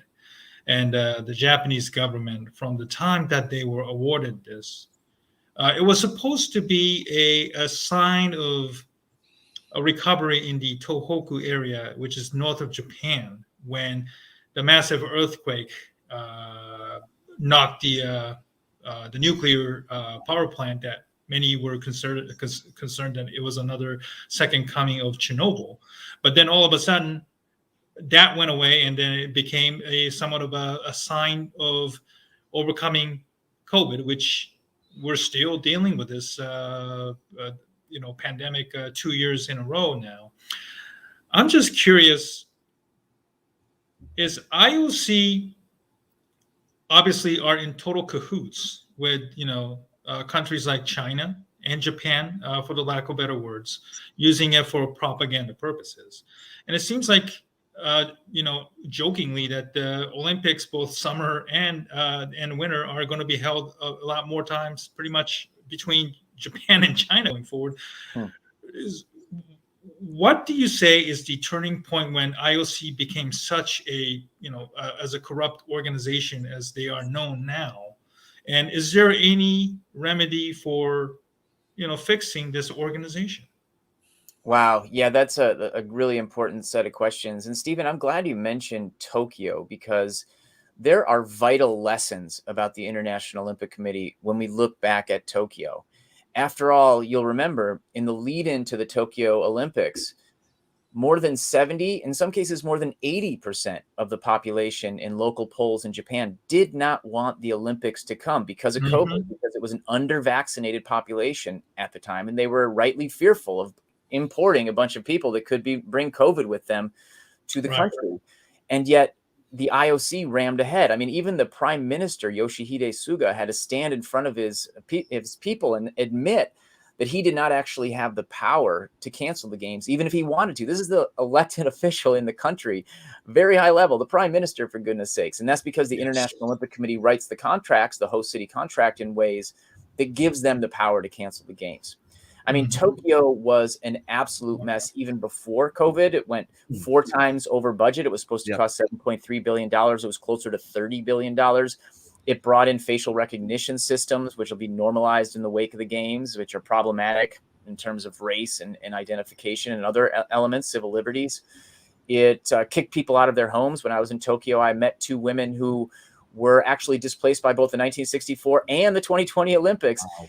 And it was a working class social housing that got decimated to make way for an Olympic venue. So like 300 families got kicked out. That's just par for the Olympic course. And finally, what you mentioned, Steve, what's really important is the greenwashing that happened. Talking a big green game, it's going to help us recover from the triple whammy earthquake, tsunami, and nuclear meltdown that you referenced. But then that just kind of went out the window after a while. And in fact, the people that I interviewed in Japan said that the problem was actually that the Olympics exacerbated and slowed down the problems in Fukushima Prefecture because a lot of the cranes and other necessary materials that to recover were brought to Tokyo to get ready for the Olympics. And so that, just as background, that takes us to the question, like, what would it take actually how far does this go back? I would say it goes back to the inception of the Olympics, the problems, the corruption. I mean, there's illegal corruption and there's legalized corruption. And I think that you see both in colors in the Olympic movement. And so if we go all the way back to the beginning of the Olympics, they were pretty corrupt from the outset. I mean, they brought together this guy who was a plucky French aristocrat whose dream it was to revive the Olympics, started a little group called the International Olympic Committee, basically a collection of dukes and counts and other aristocrats like him who leaned on political power brokers to make the games happen. They actually underbid on the Olympics, said they were only going to cost so much money, the first ones in Athens, and they cost a whole lot more. And some rich guy came through, George Averoff, and gave a bunch of money to make those Olympics happen. So, I mean, even the very first Olympics was built on a bed of lies in certain respects.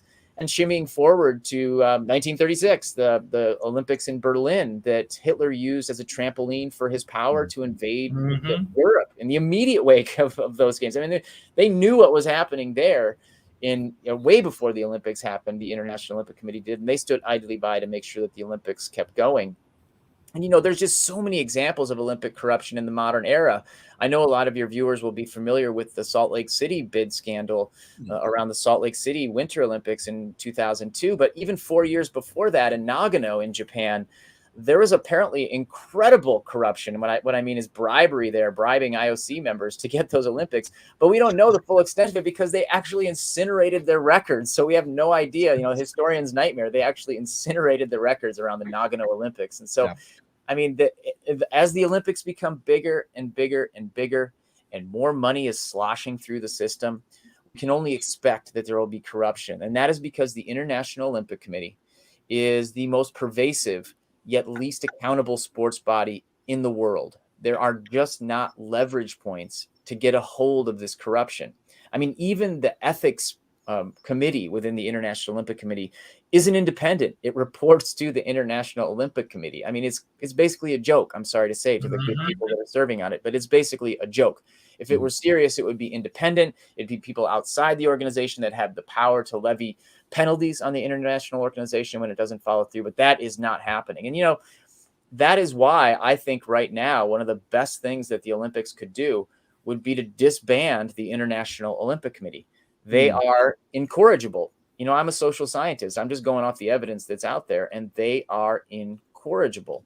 And I mean, if we were in charge, we couldn't do much worse if we just put us 3 in charge in terms of corruption. I mean, we're at least not going to just embezzle a bunch of funds and bribe our way to picking the next host of the Olympic Games. And there are a lot of good people out there that could do a much better job, including some of those socially conscious athletes that we were referencing before. So, it's been a slow road for me to get to this point, to be honest. And I'm almost like a little embarrassed now, like looking back at some of the things I wrote, including an essay in 2014 I wrote for the New York Times. They invited me to write kind of one of those like magic wand essays. Like, if you had a magic wand, how would you fix the Olympics? And I took them up on it in good faith. And I laid out what I thought they could do to fix the Olympics. Well, guess what? They ignored everything I said. So, and And I mean, I guess I understand better now, why they would maybe do that. I don't think they have a lot of respect for my viewpoints and opinions, but here we are. What is it going to take? I mean, we saw what happened with FIFA. There was a long investigation from the Justice Department, the FBI, and there was some. It took a massive cleaning house of the top people like Sepp Blatter to bring in some new blood. Can we even hope to even see something like that with the IOC? Yeah, I mean, I love the question, but the fact that we are like saying, "Hey, look how good FIFA is compared to the IOC." I know, right. I mean, it's a low bar. Yes, it's a low bar. Very low bar, Steve. Very low bar. Exactly. And I hear what you guys are saying, but like it's a low bar, and the IOC can't even tiptoe over it, right? Like they are worse than FIFA right now. Yes. Like they legitimately are worse than FIFA. So, Ken, I think you're right that to really get to the root of this, you would have to have some kind of outside power, like the U.S. Justice Department in the case of FIFA, to actually get involved. And, we have some ongoing cases right now regarding corruption and bribery around the 2016 Olympics in Rio. There was just the former head of the Brazilian Olympic Committee, a guy named Carlos Nuzman, who was convicted of bribery and corruption around the 2016 games. Mm-hmm. He's appealing, of course, so we'll see what happens there. There's also a ongoing French prosecution involving a guy named Lamine Diack, who just passed away last week. And Lamine Diack, we used to be the head of athletics. It used to be called IAAF, but now it's called World Athletics. It oversees track and field at the Olympics. Yes. And basically, he was taking bribes. He was shunting bribes to get votes from different friends of his. And also, by the way, allowing people who failed their doping tests to continue to compete if they just paid him a little on the side. And so, these are all coming out inside of the Olympic circle, and yet the Olympics are becoming even less transparent. So one thing that FIFA did, for instance, that is, I think, a step in the right direction is now when you vote for the host city in FIFA, your vote is public. And so like, if you pick an obviously subpar bid, people are going to wonder, like, wait, why did that dude just vote for them? They are obviously a much worse bid here. Did they get a bribe? They'll kind of start to open up questions. The IOC still does secret bidding. And not only that, they don't even allow the full membership anymore to weigh in on these bids. Instead of responding to the criticism that was being leveled by people like us around the bidding system of the Olympics, they didn't make it transparent. They actually made it smaller. So instead of the around 100 members of the International Olympic Committee that used to vote on who was going to be the next host, now they've dwindled it down to around a dozen or so for the Winter Olympics, and another dozen for the Summer Olympics. I mean, this just makes it easier to bribe these folks. There's less of them to bribe, And so, I mean, they've just made a mockery of the process, just like they've long made a mockery of democracy. And it will take something of an outside source to really try to finally sort this thing out. Mm-hmm. Absolutely. You brought up about the investigation part. Japan has had its own issues, with the, as you mentioned, IOC overruling the Japanese government. And Thomas Bach, the chairman, obviously has been a long public enemy within the Japanese public and within Japan, probably for a foreseeable future. And Dick Pound, obviously, the second in command, has been another a public figure within IOC that has received a lot of criticism. What will it take for them to be removed, other than just the investigation? Is it just basically that we have to wait for the investigation by U.S., French, and other countries to fully get into it? Or do you see that either Bach or Pound being forced into resignation down the road? Well, first of all, I'm glad you mentioned, Stephen, what happened in Japan with Bach, with Pound, and with John Coates also, who's the Australian. Oh, yes. Thank you. Sorry about that. I forgot. I've never seen anything like that in all my days of covering the Olympics. And I have a focus a lot of times on activism around the Olympics. And I've never seen particular members of the International Olympic Committee targeted with such precision and such venom by the general public, but also by activists. And that didn't budge the IOC a smidge. No. That didn't change anything. And so I just really, I don't think, at this point, and Richard Pound will probably age out here. I mean, he's the longest serving member of the International Olympic Committee. And some of the stuff that he's been saying recently in an interview just yesterday with a German journalist, he admitted, or at least he claimed, that he has no understanding whatsoever of what is going on with Uyghurs in China. Like, totally disinterested. There is so much information, so many reports, satellite images, eyewitness testimony. And he just says, I know nothing about it. Like, that shows a willful gullibility and just, an inexorable willingness to just go along with power. And so this guy's not going to excuse himself. He's probably going to age out of the system before, anything could really happen to him. And in a weird way, I sort of want Richard Pound around, because of all the people at the International Olympic Committee, at least he'll talk to the press. I mean, I actually got to debate him one-on-one. I mean, to his credit, he was willing to debate me in public about the issues around the Olympics in Beijing.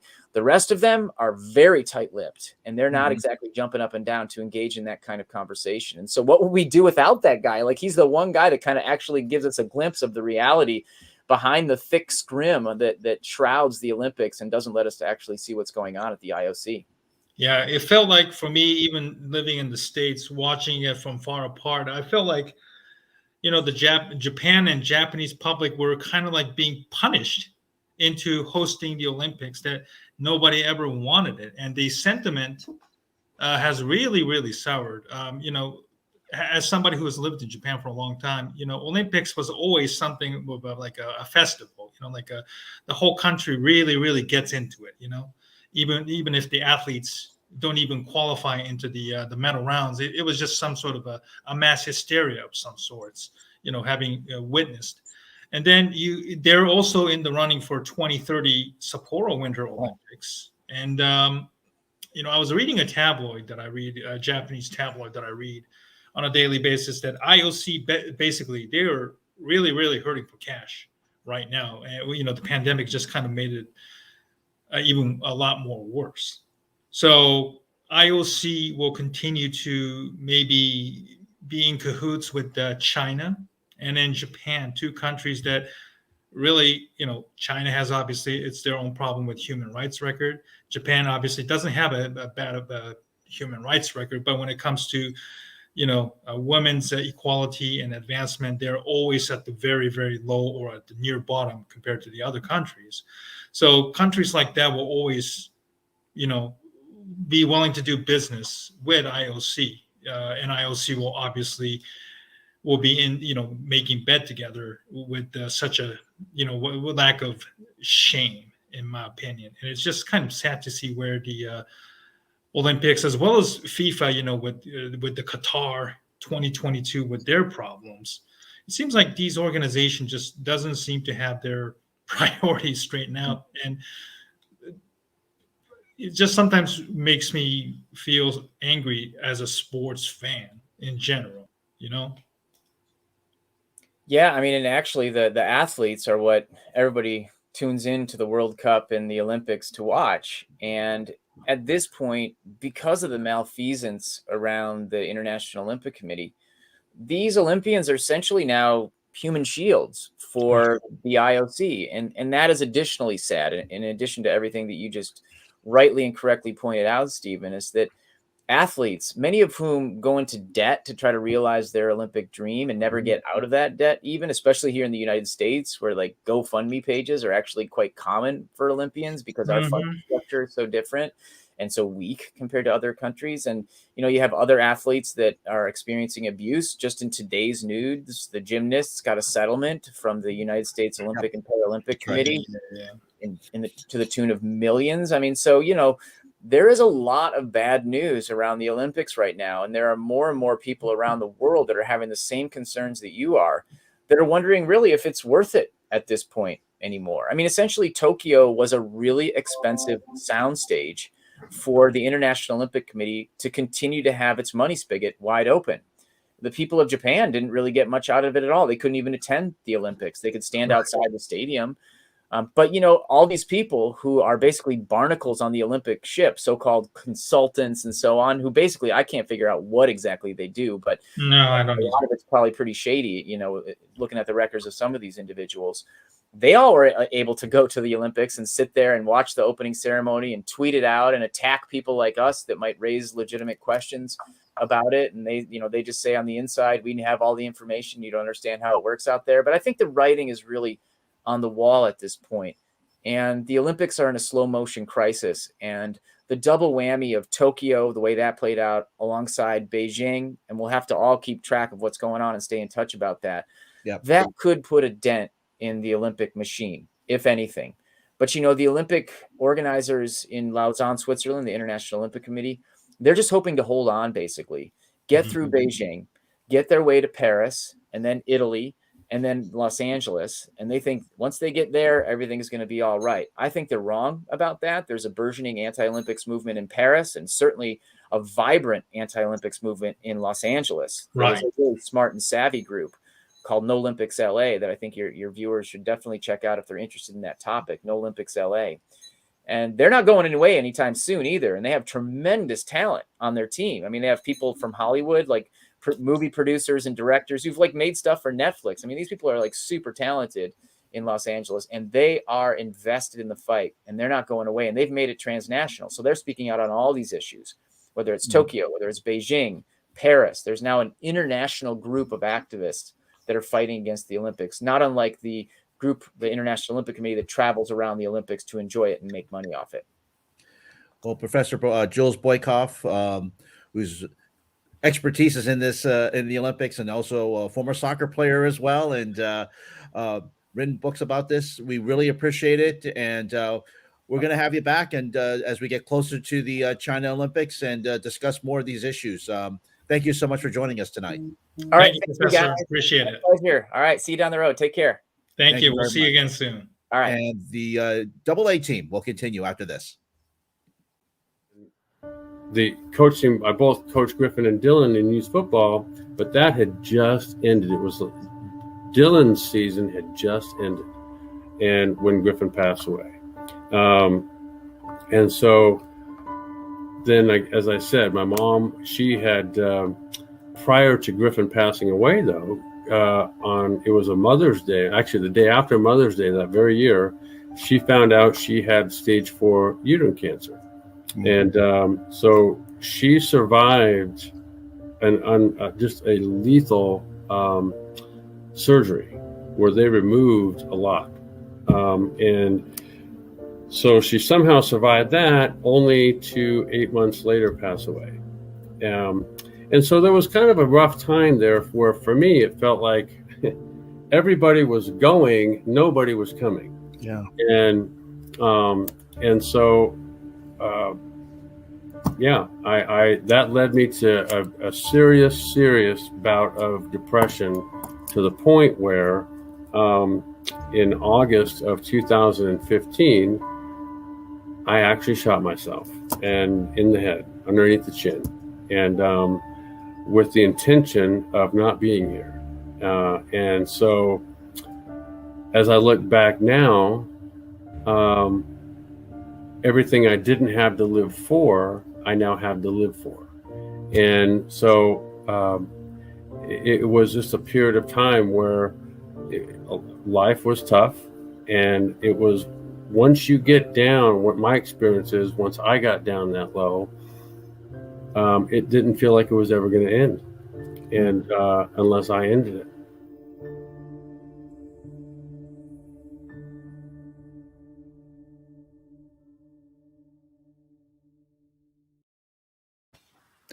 Well, we're back with another segment of the AA team. As you can see, Stephen is walking through his house, walking through his apartment. My apologies. That's okay. Just talk briefly. Before we had to bring in the Professor Boykin about Tom Brady in our last segment, Stephen. Again, the Buffalo Bills had a great chance to defeat the Tampa Bay Buccaneers yesterday, even though they were down by 17 points in the fourth quarter. Great comeback by them to tie the game. Yeah. But as I mentioned to you before we brought Professor Boykov in, when you have a chance to get Tom Brady and defeat Tom Brady, you really have to do it. You can't give him an extra chance, an extra period. Otherwise, he's going to take it. Yeah, Tom Brady has had their numbers dating back to the Patriot days. Obviously, they faced each other twice. He had their numbers, and even in Tampa, they found a way to win yesterday. And as I was saying, Buffalo is in real serious trouble right now. And I think since they lost to Tennessee on a Monday night, they have had somewhat of a uneven performances, and now they're just trending really, really downwards right now.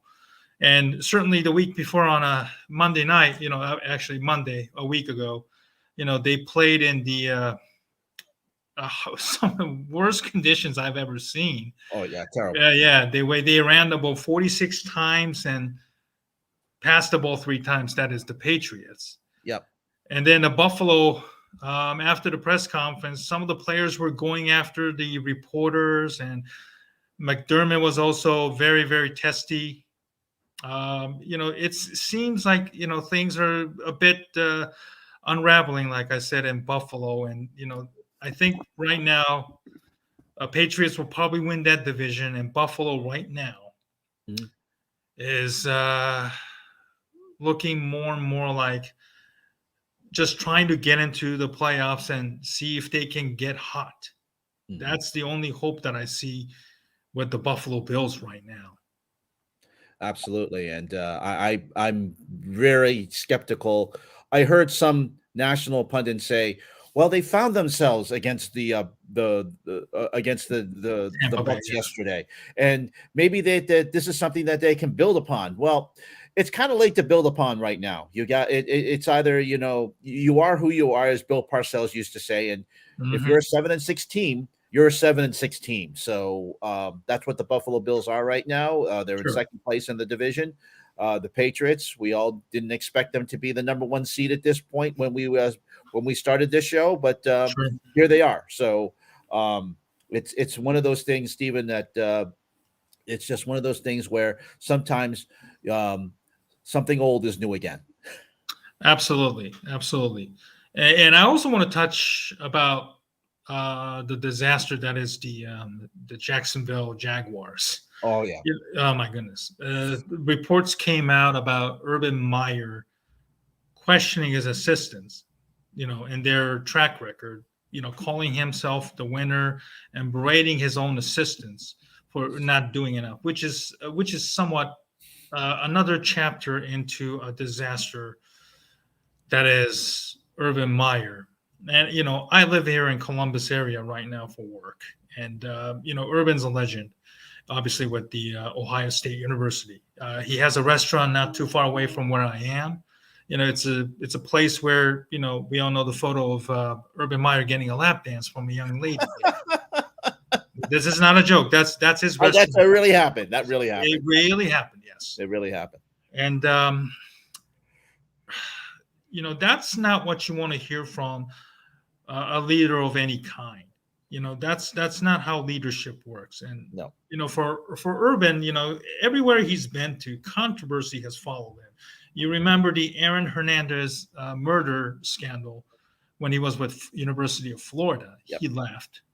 He took the Ohio State job, but he ended up abruptly leaving after one of his assistants was arrested and charged with domestic violence. And then, he took another TV job, and then he took the Jacksonville Jaguars job for reasons that I don't know now, to be honest. He has no. I can only think it was for money. He doesn't need money, but I don't know. Maybe it was for money. I don't know either. I'm sure every day he's probably thinking about, with regrets and remorse of having taken this job, that he has that his heart's not in it, and he's not committed to. And then you have these types of informations being leaked out by whether it's his assistants, or even from his people trying to get out of it. It's a similar situation with what the Bears fans like myself are dealing with Matt Nagy. Why delay the inevitable? Somehow one side has to budge in and say, you know what, this ain't going to work. Yeah. Let's end the misery and suffering. Yeah, I don't. Unfortunately, the Jacksonville owner is a hands-off guy, and he's hoping that this thing will work out and work out in the end.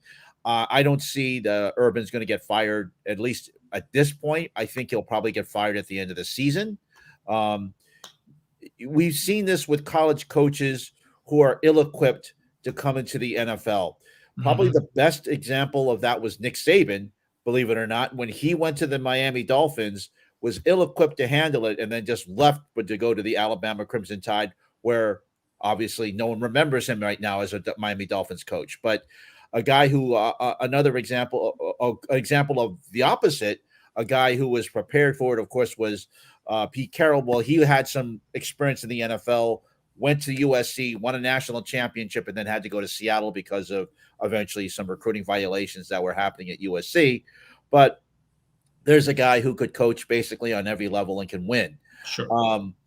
As far as Urban, and we've seen it with Steve Spurrier also, just because you're a great college coach doesn't necessarily mean you're going to succeed at the pro level. Sure. What worked in the college level isn't going to fly with guys who are making much more money than you.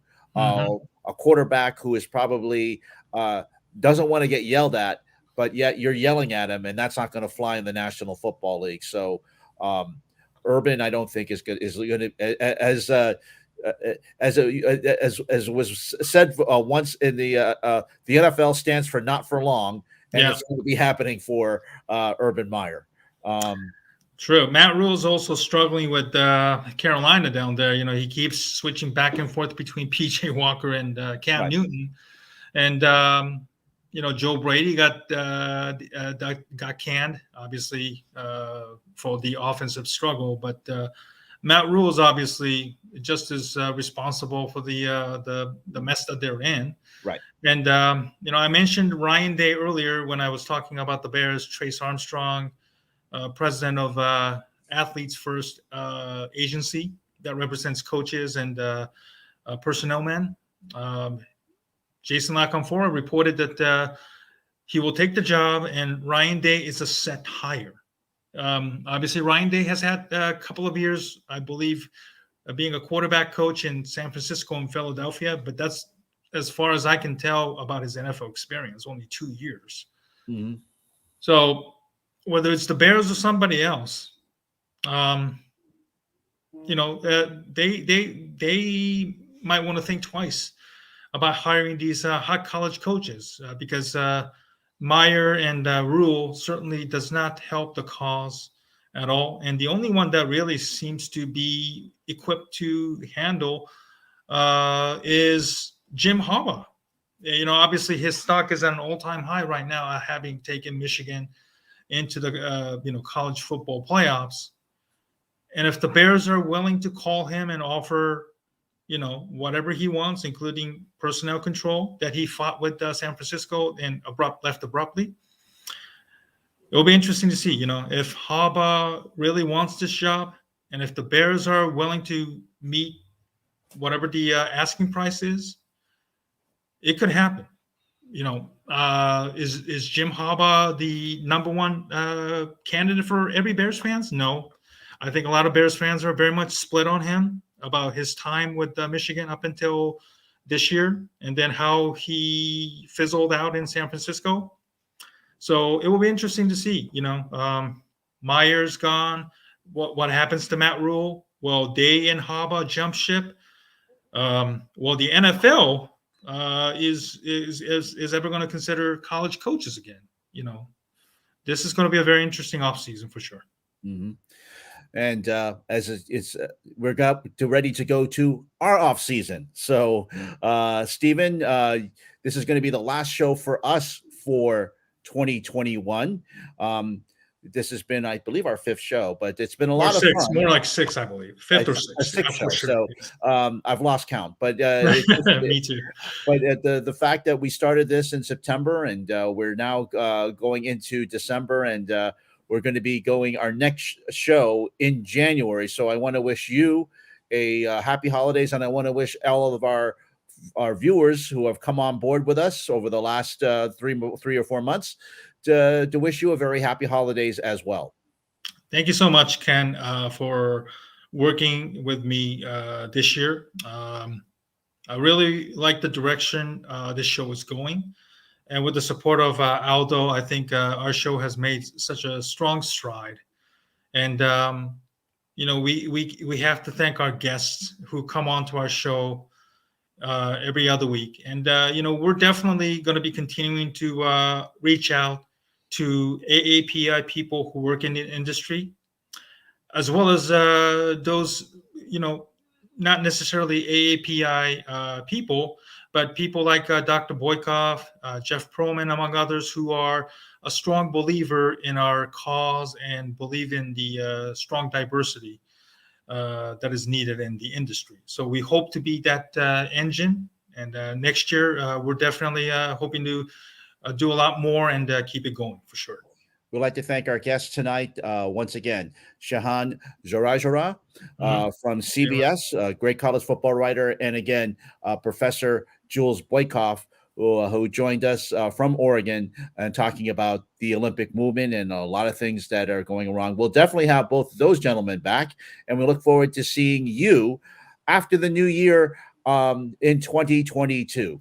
For Stephen Nagishi, I'm Ken Fang. For our producer, Aldo Gandia, our fantastic person behind the mic and behind the scenes, thanks to you for watching, and have a great Christmas, great Kwanzaa. And for those of you who celebrated, we wanted to wish those who celebrated a happy Hanukkah from earlier this month, and we will see you in 2021.